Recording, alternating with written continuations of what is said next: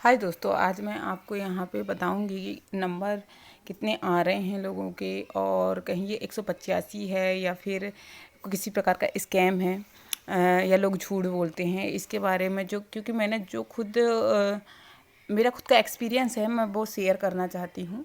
जैसे बोला जाता है कि जब कोचिंग वाले रिव्यू लेने जाते हैं, सेंटर जाते हैं, तो वहाँ पे जब बॉयज़ या गर्ल्स बाहर निकलते हैं, बॉयज़ तो कम ही हैं, गर्ल्स जब बाहर निकलती हैं तो उनसे पूछा जाता है कि आपके कितने नंबर। सबसे पहले पूछेंगे एग्ज़ाम कैसा, तो बोलेंगे बहुत अच्छा था एग्ज़ाम था। आपकी तैयारी कब थी, तो बोलेंगे हमारी 1 मंथ से तैयारी थी, ज़्यादा नहीं। आपका स्कोर कितना है, तो बोलेंगे 178, या कोई बोलेगा 185, है ना।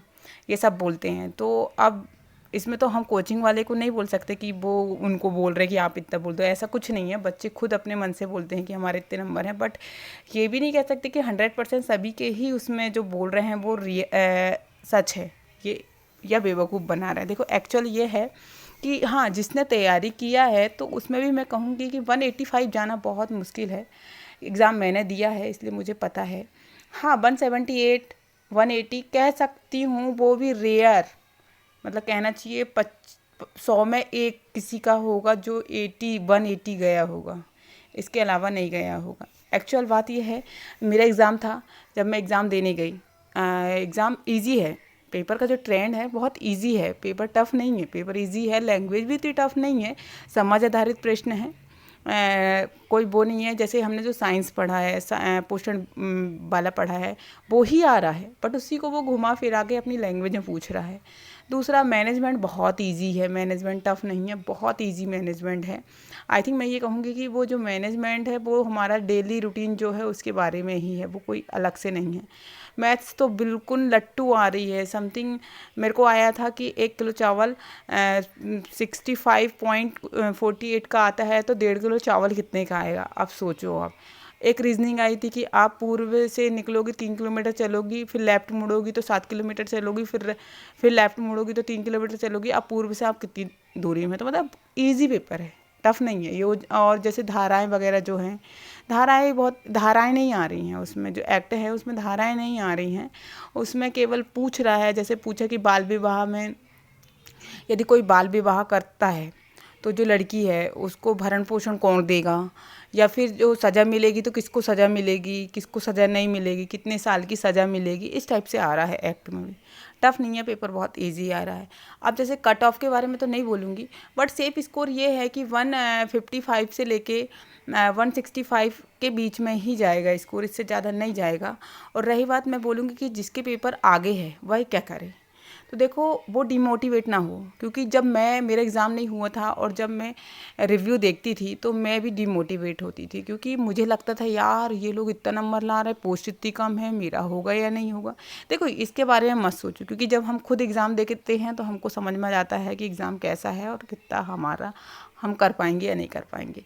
क्योंकि वो क्या बता रहे हैं कि क्लियरली, अब ये बताओ, कई लड़कियाँ बोलती है हमारे 178 और उनको क्वेश्चन भी याद नहीं है। ये गलत है, क्योंकि जो व्यक्ति पढ़ा होता है उसको क्वेश्चन याद रहते हैं। हकीकत ये होती है, क्योंकि मुझे पता है, मैंने एग्ज़ाम दी थी जब, मुझे पता है, मुझे अभी भी क्वेश्चन याद है। जैसे मुझे आया था कि ओपीवी वैक्सीन का रूट क्या होता है, और वो आया था, क्या कहते हैं, खसरा के लक्षण क्या होते हैं, उसमें लक्षण दिया था तो मैंने आंसर उसमें लगा के आई थी कि आँख लाल होना। तो ऐसा नहीं है, जो पढ़ा है उसको क्वेश्चन भी याद रहते हैं। वो जो है ना, वो 1 महीने वाली, वो सिर्फ बताती हैं। जब मैं एग्ज़ाम दी थी और एग्ज़ाम के हॉल में जब मैंने देखा, और रही बात, हमको लग रहा है कि 10 लाख फॉर्म डले हैं। 10 लाख फॉर्म में ऐसा नहीं है कि सभी एग्ज़ाम देने आ रहे हैं। मेरे लैब में जो था, जहाँ मेरा एग्ज़ाम हॉल था, वहाँ पे कम से कम 30 कंप्यूटर थे, बट उसमें केवल 15 लड़कियाँ ही आई थी एग्ज़ाम देने। और दूसरी बात, जब पेपर सबमिट हुआ, तो जब लड़कियों का चेहरा देखने लायक था, क्योंकि सभी का चेहरा डाउन था।